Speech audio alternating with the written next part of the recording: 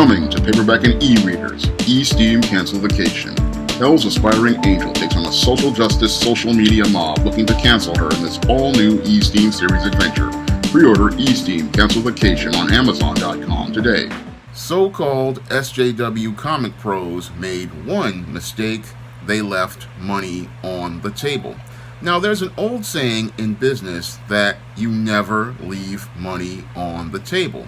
And the reason why business people say you never leave money on the table is because when you don't go out here and reach the customers you're supposed to reach, others will see that money on the table and they will capitalize on the opportunities you are missing out on and then go out here and make the money you could have made and get rich at your expense. And that's what's happening now to your so-called SJW comic pros who decided that they were going to leave the money on the table and go out here and publish the comics that they felt would fit their agenda. Now, your SJW comic pros, as they are called, they were more about agenda and message than the business of generating sales and revenue. And because they were more about agenda and message in their comics, what happened was you had lots of independent comic creators then capitalize on the markets that they walked away from, and they went out here and are now making profits at the expense of big two publishers like Marvel Comics and DC Comics, because those publishers are focusing on publishing books all focused on agenda and not focused on trying to generate sales to longtime readers and new readers together. Now, your so-called SJW comic pros have an approach to business that they believe that the readers will come to their books because they are pushing these agendas in these mainstream books. They believe that because they are working at Marvel and DC, the two biggest comic publishers, they have all of the power and control, and they believe that they have the leverage because they are working at the companies that have control of the two largest comic publishers and access to the most popular characters. Now, the covert contract that your so-called SJW comic pros are making is believing that they can go out here and piggyback on the popularity of a character's name in order to generate interest in their agenda. They believe that people are so emotionally wedded to these characters that they have to go out here and buy these books, and if they buy these books, they have to listen to their agenda. Unfortunately, many of these so-called SJW comic pros don't understand that the comic book industry has been struggling for over 30 years, and we are no longer in the days of the late 80s and early 90s when we were in a comic book boom. So readers are not as eager to go out here and pick up comics, which back in the late 80s and early 90s were available everywhere, from grocery stores to supermarkets to chains like Rite Aid and Walmart.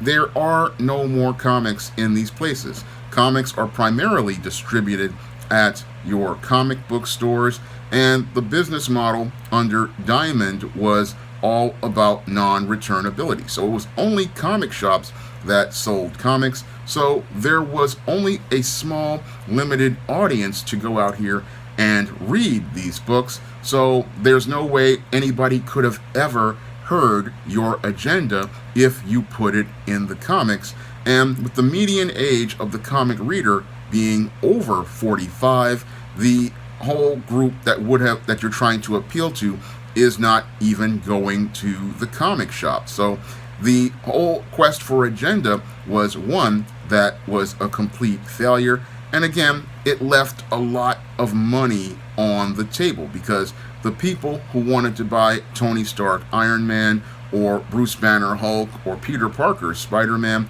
were not interested in Miles Morales, Riri Williams, or your Amadeus Cho. And they were not also interested in getting preached to. Most of the comic fans who were remaining in the hobby, they wanted to get an escape from their hard day at work, and this was something that flew over the heads of your so-called SJW comic pros who saw the popularity of the superhero movie and were also looking to add terms to their covert contract where they believed they could go out here and use these comics to not only push their agenda as related to identity politics and social justice, but also believe that they could use comics as a springboard to go out here and get themselves a ticket to Hollywood. That was the other covert contract many of your so-called SJW comic pros had. They believed that they could go out here and use the comics that they filled with agenda towards getting themselves a fast track to getting into Hollywood because of the popularity of the superhero movie with things like the MCU and even to an extent DC extended universe movies like Shazam and Wonder Woman and Aquaman. They thought they could create a comic book character or a comic book story and be able to use that as a gateway into Hollywood. And most of these people, as they were pushing their agenda and creating their covert contracts, what they were doing was creating a opportunity for others to enter the comic book marketplace. Now, the comic book industry with the big two has always been insular, and it has been next to impossible for any creator like myself to get into the door of the comic book industry. Unfortunately, when all of these so-called SJW comic pros came into the industry, what they did was they left money on the table. And when they left that money on the table, what happened was many independent comic creators came out of nowhere and were able to capitalize on that opportunity. And as they were able to capitalize on that opportunity, they were able to pick up the dollars that your Marvel and your DC comics publishers left on the table. Now, back in the day, your comic fans would drop maybe $100 or $200 a week on comics at the comic shop, but because your comic publishers like Marvel and DC were pushing token diversity characters or social justice agendas in their stories, like your Ta-Nehisi Coates Captain America run, this is what led to many comic fans not going out here and spending money on those books. And as that money was left on the table, what happened was your independent comic creators went out here and launched things like Kickstarters and Indiegogos, and they went out here and created characters and stories that readers found more appealing. So your SJW comic pros left a whole bunch of money on the table, and your independent comic creators, they went out here and scooped up all that money. And this is why many of the indie comic creators these days who are out here making their own comics are able to generate thousands of dollars in revenue and hundreds of thousands of dollars in revenue because your Marvel, your DC, and other comic companies got caught up in the social justice agenda of people who were more about agenda than business, and that allowed those business people to come in and allowed them to profit at the expense of your Marvel and your DC. So this is why you never want to leave money on the table, because if you leave money on the table, others are going to step in and others are going to profit at your expense. That is why a smart business person never leaves money on the table, because if people see those dollars, then they're all going to use their common sense to go out here and make that money that you don't want to make. Because the whole point of agenda over profits is one that will never work, because if you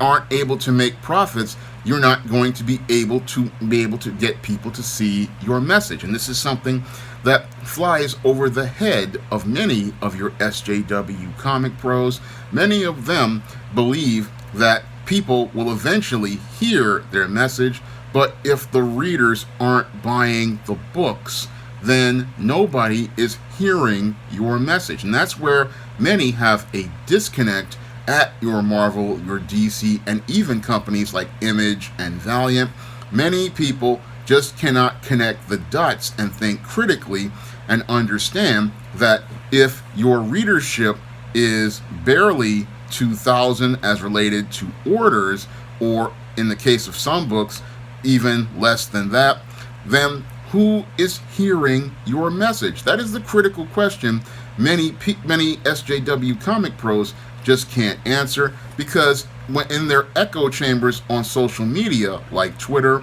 many of these people believe that they are superstars because they've got a whole bunch of people following them on social media. But people following you on social media does not mean you are generating sales. No, sales are actual numbers of units being moved, and you being on social media with a couple of thousand followers, it does not mean that a couple of thousand people are buying that book that is restricted only to a comic shop and has extremely limited distribution outside of possibly a couple of libraries picking up a collected trade. And the whole